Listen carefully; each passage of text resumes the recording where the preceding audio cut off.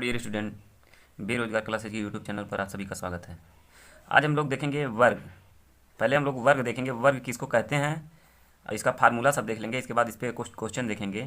तो जिनको ये मालूम है वो वीडियो को 5 मिनट आगे बढ़ा दें, क्वेश्चन को देखें, और जिनको नहीं मालूम वो देखें। तो देखिए, बेसिकली वर्ग उसको कहते हैं जिसकी चारों भुजाएँ बराबर हों, चारों भुजा बराबर हो तथा प्रत्येक कोण 90 डिग्री का हो। 90 डिग्री का, ये भी 90, ये भी 90, प्रत्येक कोण 90 डिग्री का हो तो उसको हम वर्ग कहते हैं। तो अब हम देखेंगे कि वर्ग वर्ग का क्या होता है, वर्ग का परिमाप क्या होगा। वर्ग का परिमाप, तो वर्ग का परिमाप होता है कि 4 गुणे भुजा, चारों भुजाओं का योग होता है तो 4 गुणे भुजा हो गया।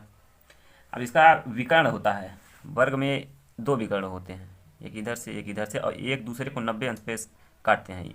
ये भी 90 अंश होता है, ये भी ठीक। तो वर्ग का विकर्ण होगा, विकर्ण बराबर होता है, इसमें चाहे तो हम समकोण त्रिभुज का फार्मूला भी लगा सकते हैं, और ऐसे भी भुजा गुणे √2, ये वर्ग का विकर्ण होता है। और अगर वर्ग का विकर्ण हमको दिया है तो अब इसका क्षेत्रफल क्या होगा। वर्ग का क्षेत्रफल अगर विकर्ण दिया है, अगर विकर्ण दिया है तब इसका क्या हो जाएगा।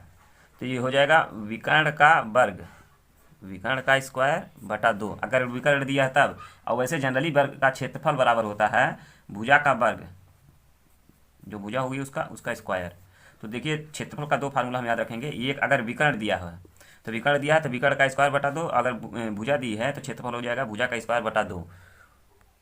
देखिए, क्वेश्चन में दिया है कि किसी वर्ग का क्षेत्रफल 256 वर्ग मीटर है तो उसके विकर्ण की माप ज्ञात कीजिए। तो पहले जो दिया है हम उसको देख रहे हैं, क्या है कि वर्ग का क्षेत्रफल दिया है। तो वर्ग का क्षेत्रफल जनरली क्या होता है, वर्ग का क्षेत्रफल बराबर होता है भुजा का वर्ग। ये बराबर कितना दिया है, 256, ठीक। अब हमको निकालना क्या है, विकर्ण की माप। तो विकर्ण बराबर क्या होता है, अभी हम पीछे बताए हैं कि विकर्ण बराबर होता है भुजा गुणे √2, ये होता है विकर्ण बराबर।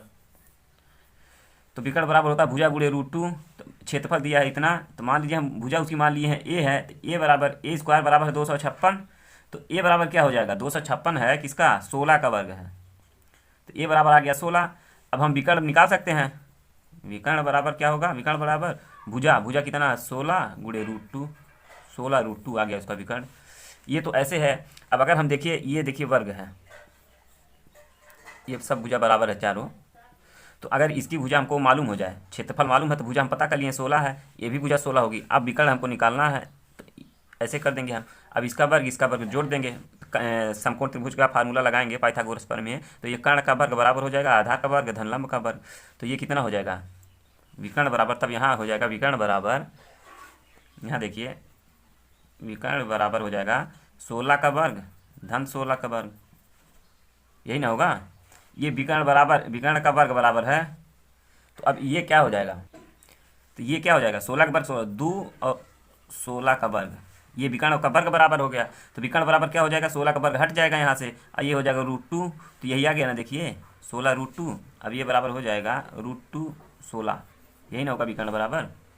तो चाहे इस तरह लगाएं, चाहे जनरली फार्मूला याद रहेगा तो आसानी रहेगी। विकर्ण बराबर भुजा गुणे √2। अगला क्वेश्चन हम देखेंगे। क्वेश्चन हमारा कि यदि किसी एक छोटे वर्ग की एक भुजा 1/10 मीटर है तो 4 मीटर भुजा वाले वर्ग में ऐसे कितने वर्ग समा सकते हैं। मतलब अगर एक वर्ग है जिसकी भुजा 1/10 मीटर है और एक वर्ग है जिसकी भुजा 4 मीटर है, तो 4 मीटर भुजा वाले में 1/10 वाला कितना वर्ग बन सकता है। 1/10 मीटर से कितने वर्ग बन सकते हैं जो 4 मीटर भुजा वाले में समा जाएँ। तो पहले हम 1/10 मीटर वाले का क्षेत्रफल निकालेंगे। तो इसका क्षेत्रफल बराबर क्या हो जाएगा, भुजा का वर्ग, भुजा कितना दिया है 1/10, इसका वर्ग करेंगे तो कितना हो जाएगा 1/100। ये एक वर्ग का क्षेत्रफल आ गया इसका। अब 4 मीटर भुजा वाले का हम निकालेंगे, 4 मीटर वाले का क्षेत्रफल ये बराबर हो जाएगा भुजा का वर्ग 4 का वर्ग 16। अब ये 16 है, ये देखिए इसका क्षेत्रफल ज़्यादा है, इसका क्षेत्रफल कम है। तो अब हमको देखना है कि कितने वर्ग आ सकते हैं इसमें। तो इसमें हम इससे भाग दे देंगे, तो वर्गों की संख्या, वर्गों की संख्या जो 4 मीटर भुजा वाले वर्ग में समा सकें। तो ये देखिए क्या है, 16 है और इसमें 1/100, इससे भाग देंगे तो ये कितना आ जाएगा, ये ऊपर चला जाएगा तो ये हो जाएगा 16, 100 से गुणा हो जाएगा तो ये हो जाएगा 1600। तो वर्गों की संख्या कितनी हो गई? 1600 वर्ग। मतलब अगर 1/10 मीटर भुजा है तो 1600 वर्ग रहेंगे, तो वो जो है क्षेत्रफल 4 मीटर भुजा वाले वर्ग के क्षेत्रफल के बराबर होगा। ठीक है। देखिए एक क्वेश्चन में है कि यदि वर्ग की प्रत्येक भुजा की लंबाई आधी कर दी जाए तो उसका क्षेत्रफल कितना हो जाएगा। मान लीजिए पहले कोई वर्ग था, ये वर्ग है, माना पहले वर्ग था जो उसकी भुजा सबकी जो है ए मीटर है, ए। तो पहले क्षेत्रफल कितना था? पहले क्षेत्रफल बराबर इससे क्या हो जाएगा? भुजा का वर्ग, तो ये भुजा है ए स्क्वायर हो गया। अब अगर भुजा आधी कर दी जा रही है, मतलब एक वर्ग है जिसकी भुजा जो है आधी कर दी गई है, a/2 हो गया, a/2 हो गया, ये भी a/2 हो गया, ये भी a/2 हो गया।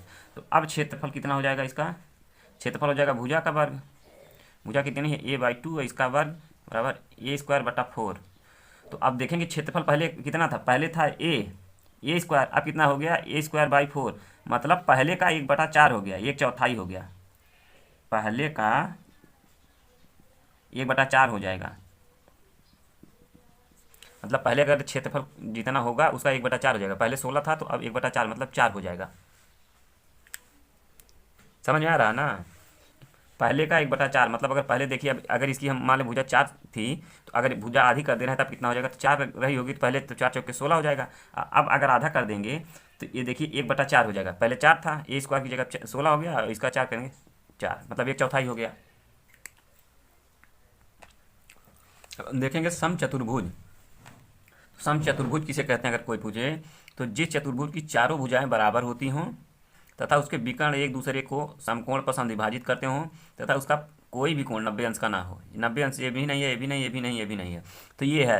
लेकिन वर्ग की कंडीशन में वर्ग को हम सम चतुर्भुज कह सकते हैं, लेकिन सम चतुर्भुज को वर्ग नहीं कह सकते हैं। ठीक है। तो यहाँ हम देखिए अब इसका क्या, सम चतुर्भुज का क्षेत्रफल क्या होगा। तो इसका क्षेत्रफल बराबर होता है दोनों विकर्णों का गुणनफल, दोनों विकर्णों का गुणनफल बटा 2। ये हो गया इसका क्षेत्रफल। अब सम चतुर्भुज का परिमाप क्या होगा? इसका परिमाप होता है कि भुजा गुणे 4, चारों भुजाएं बराबर होती हैं तो भुजा गुणे 4। अब एक होता है इसमें विकर्णों पर बने वर्गों का योग, विकर्णों पर बने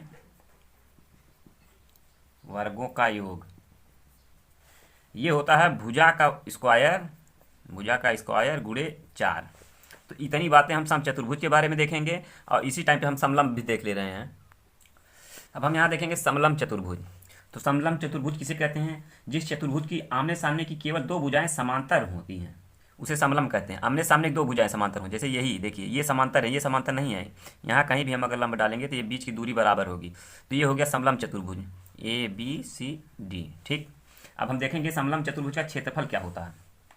इसका क्षेत्रफल क्या होता है? तो क्षेत्रफल बराबर होता है 1/2 समांतर भुजाओं का योग, समांतर भुजाओं का योग गुणे उनके बीच की दूरी, गुणे उनके बीच की दूरी। बीच की दूरी मतलब यही है समांतर भुजाओं का योग। अगर ये इसकी लंबाई ये है, इसकी b है, उनके बीच की दूरी h है, तो इसका क्षेत्रफल हो जाएगा 1/2 समांतर भुजाओं का योग a+b, और उनके बीच की दूरी h है, गुणे h। यही फार्मूला है। तो इस तरह से हम देख लिए हैं क्या, पहले देखें वर्ग, इसके बाद सम चतुर्भुज, इसके बाद समलंब चतुर्भुज। अब हम इस पे कुछ क्वेश्चन देखेंगे बढ़िया बढ़िया। क्वेश्चन में दिया है किसी सम चतुर्भुज के विकर्ण क्रमशः 16 सेंटीमीटर तथा 12 सेंटीमीटर, तो इसका क्षेत्रफल बताइए। तो क्षेत्रफल बराबर क्या होता है? विकर्णों का गुणनफल, विकर्ण कितना है? 16 गुणे 12, एक 16 एक 12 अब बटा 2, तो 2 छक 12 हो गया, 16 छक्का 96 वर्ग सेंटीमीटर। सम चतुर्भुज का क्षेत्रफल क्या हो गया? 96 वर्ग सेंटीमीटर। ये क्वेश्चन में कह रहा है एक सम चतुर्भुज की भुजा और विकर्ण क्रमशः, ये भुजा 5 मीटर है और विकर्ण 8 मीटर है, तो चतुर्भुज का क्षेत्रफल बताइए। देखिए हम यहाँ सम चतुर्भुज बना रहे हैं। सम चतुर्भुज की सभी भुजाएं बराबर होती हैं, तो भुजा कितना दिया है? 5 5 5 5, और विकर्ण कह रहा है कि 8 मीटर है। ये विकर्ण है कितना? 8 मीटर, विकर्ण है इसका 8 मीटर। तो अगर हम इसको विकर्ण भी, ये विकर्ण भी खींच दें यहाँ से, तो तो ये क्या, अभी समचतुर्भुज की हम डिफिनीशन पढ़े तो उसमें कह रहा है कि समकोण पर समद्विभाजित करते हैं, मतलब ये 90 अंश होगा और ये आधा आधा, ये आधा ये आधा, मतलब ये 4 हो जाएगी और ये 4 हो जाएगी। तो ये 4 हो गया, ये 5 हो गया, ये 4 हो गया, ये 5 हो गया। हमको क्या पूछा है, इसका क्षेत्रफल पूछा है। तो क्षेत्रफल निकालने के लिए अगर हमको दोनों विकर्ण मालूम हो जाए तो क्षेत्रफल हम पता कर लेंगे। तो अब ये देखिए समकोण त्रिभुज हो गया, समकोण त्रिभुज हो गया। तो अब हम यहाँ पर फार्मूला लगाएंगे पाइथागोरस प्रमेय का। तो पाइथागोरस प्रमेय से हम ये निकालेंगे, मान लीजिए अगर हम इसका नाम दे रहे हैं ए ओ बी, तो हमको क्या निकालना है, ए ओ निकालना है। बी ओ दिया 4, ए बी दिया 5, तो ए ओ का वर्ग बराबर हो जाएगा ए ओ निकालना है। तो देखिए यहाँ क्या हो जाएगा, ये देखिए कर्ण है ए बी, तो ए बी का वर्ग बराबर हो जाएगा ए ओ का वर्ग धन बी ओ का वर्ग। ठीक, तो अब ये ए बी दिया है 5, 5 का वर्ग हो गया 25 बराबर हो जाएगा ए ओ का वर्ग धन 4 चौके 16। तो ए ओ का वर्ग बराबर क्या हो जाएगा, 25 माइनस 16 बराबर 9। तो ए ओ बराबर क्या हो जाएगा 3, ए ओ बराबर 3, ये भुजा बराबर आ गई कितनी 3। तो ये यहाँ से यहाँ तक कितना, ये 3 हो जाएगी। तो टोटल ए डी है अगर, तो ए डी, एक विकर्ण ए डी बराबर कितना हो जाएगा 6 हो गया। और एक विकर्ण क्या है बी सी है, बी सी बराबर कितना है 8 है। तो अब क्षेत्रफल हम निकाल लेंगे ना, क्षेत्रफल बराबर क्या होता है विकर्णों का गुणनफल, 6 गुणे 8 बटा 2, 3 8 24, 24 वर्ग मीटर। निकाल लिए ना हम। तो हम क्या करेंगे, जो हमारा है समचतुर्भुज, हम जो जानते हैं कि एक दूसरे को समकोण पर समद्विभाजित करते हैं, तो उसी फार्मूले से हम दूसरा विकर्ण निकालेंगे। इसके बाद दोनों विकर्णों का गुणनफल बटा 2 कर देंगे, तो इसका क्षेत्रफल आ जाएगा। अब क्वेश्चन में दिया है कि एक समचतुर्भुज के विकर्ण 2:3 के अनुपात में है, यदि उसका क्षेत्रफल 1200 वर्ग मीटर हो तो चतुर्भुज की भुजा बताइए। अब यहाँ देखिए, हम देख रहे हैं एक समचतुर्भुज है, इसका विकर्ण दिया है 2:3 के अनुपात में। तो जब 2:3 के अनुपात में दिया है, 2 अनुपात का मतलब क्या होता है, जैसे अगर 2:3 का मतलब है कि अगर एक 2 है तो दूसरी 3 है। अगर इसमें 2 से हम गुणा कर दें, ये 4 हो जाए तो नीचे वाली कितनी हो जाएगी, 3 दूनी 6 हो जाएगी। अगर ये 8 हो जाए, फिर इसमें हम 2 से गुणा कर दें तो ये 8 हो जाएगी, तो नीचे वाले में भी 2 से गुणा हो जाएगा, तो ये 12 हो जाएगा। तो अनुपात का मतलब ये है कि एक निश्चित रेशियो में बढ़ती हैं। ठीक है, तो अब हम यहाँ पर देखेंगे, जैसे देखिए यहाँ दिया है 2:3, तो हम मान लिए हैं कि इसका जो विकर्ण है पहले का है 2x और दूसरा है 3x, 2:3 में दिया है। तो अब क्षेत्रफल उसका दिया है, तो अब हम विकर्ण ये हो गया तो हम क्षेत्रफल निकाल सकते हैं ना। क्षेत्रफल बराबर क्या हो जाएगा 2x गुणे 3x बटा 2, मतलब विकर्णों का गुणनफल बटा 2 बराबर हो जाएगा यही 1200। तो ये 12, ये 2 से 2 कट जाएगा, तो यहाँ हो जाएगा 3x² बराबर 1200। तो x स्क्वायर बराबर ये 12/3 कर देंगे तो हो जाएगा 400। तो x बराबर कितना आ जाएगा 20, x बराबर आ गया 20। तो x बराबर 20 आ गया, तो विकर्ण कितना कितना आ जाएगा, x बराबर 20 आया है तो पहला विकर्ण 2:3 के अनुपात में है, तो एक विकर्ण हो जाएगा 2 गुणे 20 बराबर 40, और दूसरा विकर्ण हो जाएगा 3, ये है 2x है एक विकर्ण और दूसरा विकर्ण है 3x, तो 3 गुणे 40, 3 गुणे 20 दूसरा हो जाएगा 60। तो अब देखिए एक ये हो गया 60, एक ये हो गया 40। तो हमको क्या निकालना है, भुजा निकालना है। तो जब पूरा विकर्ण 60 है तो आधा कितना हो जाएगा, इस पे आधा जितना हो जाएगा, ये कितना हो जाएगा 30 हो जाएगा, और ये वाला पूरा 40 है, ये कितना हो जाएगा आधा, ये आधा हो जाएगा 20। और समचतुर्भुज की डिफिनीशन क्या है कि ये एक दूसरे को समकोण पर समद्विभाजित करते हैं। यहाँ जो है 90 अंश होगा और ये बराबर इसके, ये भुजा बराबर इसके हो जाएगा, ये भुजा बराबर इसके। तो अब यहाँ से देखिए हम भुजा निकाल सकते हैं ना, समकोण त्रिभुज हो गया, 2 भुजा हमको मालूम हो गई तो निकाल सकते हैं। ये देखिए ये लंब है, ये आधार है, ये कर्ण है। तो अब कर्ण बराबर क्या हो जाएगा, इसमें हम मान ले रहे हैं ए ओ सी। तो अब ए ओ का वर्ग बराबर क्या हो जाएगा, ए सी का वर्ग धन ओ सी का वर्ग, यही ना हो गया। ए सी का वर्ग कितना है 20 का वर्ग धन ओ सी का वर्ग कितना है 30 का वर्ग, 2 दूनी 400, 3 त्रिका 900, 9 4 1300 हो गया ये। तो 1300, अब ये कितना आया है, ए ओ का वर्ग बराबर है, ए ओ का वर्ग बराबर ये है, तो ए ओ बराबर क्या हो जाएगा √1300। अब इसको 1300 को हम चाहें तो और छोटा कर सकते हैं, इसको क्या लिख सकते हैं 100 गुणे 13, 100 का 10 बाहर आ जाएगा √13। तो ए ओ बराबर 13 आ गया, मतलब इसकी भुजा आ गई, भुजा बराबर हो जाएगा 10√13, समचतुर्भुज की भुजा आ गई। देखिए क्वेश्चन में दिया है कि किसी समलंब चतुर्भुज की समांतर भुजाएं क्रमशः 20 सेंटीमीटर तथा 15 सेंटीमीटर है और इनके बीच लंबवत दूरी 18 सेंटीमीटर है, तो इसका क्षेत्रफल ज्ञात कीजिए। तो क्षेत्रफल बराबर क्या होता है? समांतर भुजाओं का योग, समांतर भुजाओं का योग, समांतर भुजाओं का योग गुणे उनके बीच की दूरी, इनके बीच की दूरी बटा 2। तो समांतर भुजाओं का योग कितना हो जाएगा? 20 + 25 गुणे उनके बीच की दूरी कितनी है? 18 बटा 2, 2 9 18, तो 20 25 45 हो गया और गुणे 9, 9 5 45, 5 हासिल 0, 9 चौक 36, 9 5 45 5 4, 9 चौक 36, 36 4 40, 405 वर्ग सेंटीमीटर।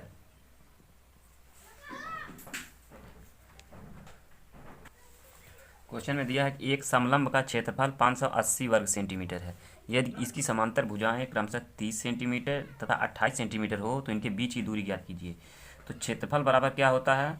समांतर भुजाओं का योग गुणे दूरी, लंबवत दूरी और बटा 2।